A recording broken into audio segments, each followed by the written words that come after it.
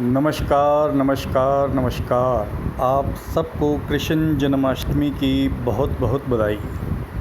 लेकिन हर बार की तरह इस बार भी ये प्रश्न आ गया है कि जन्माष्टमी कब है, 11 अगस्त को या 12 अगस्त को। तो सबसे पहले तो हमें ये जानना ज़रूरी है कि जब भगवान कृष्ण जी का जन्म हुआ था उस दिन अष्टमी तिथि थी और रोहिणी नक्षत्र था।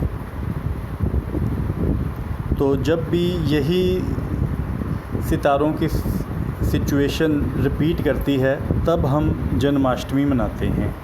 लेकिन इस बार ऐसा नहीं हो रहा।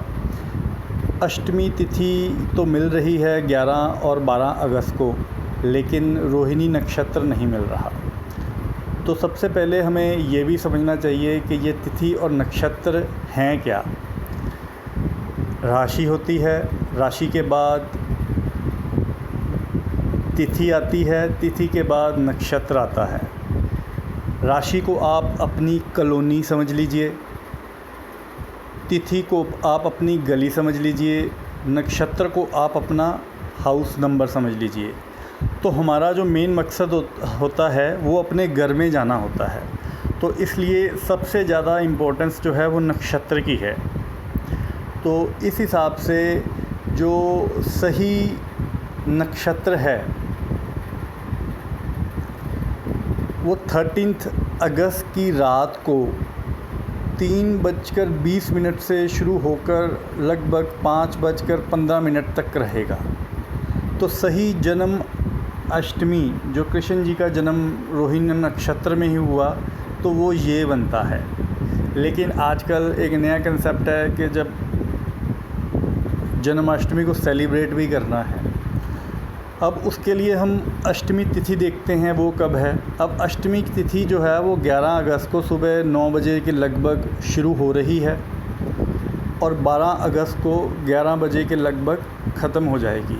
तो अष्टमी तिथि के अकॉर्डिंगली ये 24 घंटे हैं जिसमें हम कृष्ण जन्माष्टमी मना सकते हैं। लेकिन एक और नियम बनाया हुआ है कि जिस दिन सुबह को तिथि होगी, तिथि वही मानी जाएगी। अर्थात 12 अगस्त को अष्टमी तिथि सुबह के सूर्योदय के समय है, तो अष्टमी तिथि है जो वो 12 अगस्त को मानी जाएगी। इसीलिए आप हर तरफ देख रहे होंगे कि जो कृष्ण जन्माष्टमी है वो 12 तारीख को मनाई जा रही है। लेकिन ज्योतिष के अनुसार जो भी आपने पूजा पाठ उपाय करने हैं वो 11 अगस्त सुबह 9 बजे से लेके 12 अगस्त 11 बजे तक करने हैं। और जब 13 तारीख रात को 3:15 से लेके सुबह 5:15 तक जो भी आपने पूजा पाठ उपाय करने हैं वो इस पीरियड में करने हैं। तो आपके पास एक मौका है कि ज़्यादा से ज़्यादा इस त्यौहार को मनाइए। 11 अगस्त सुबह 9 बजे से शुरू होकर 12 अगस्त 11 बजे तक तो ये टाइम अष्टमी का रहेगा ही। फिर सारा जो शाम को रात को मंदिरों में लोग जाएंगे, कृष्ण जी के भजन गुणगान व्रत करेंगे, वो भी करिए। और जिन्होंने कोई विशेष पूजा करनी है वो रोहिणी नक्षत्र में भी कृष्ण जी का जो पूजा पाठ ध्यान उपाय जो भी उन्होंने करना है वो करें। तो ये मैंने आपको थोड़ा सा ट्राई किया है कि जन्माष्टमी कब होती है, कब मनानी है, उसके बारे में समझाने का। तो उम्मीद है आपको समझ आ गया होगा।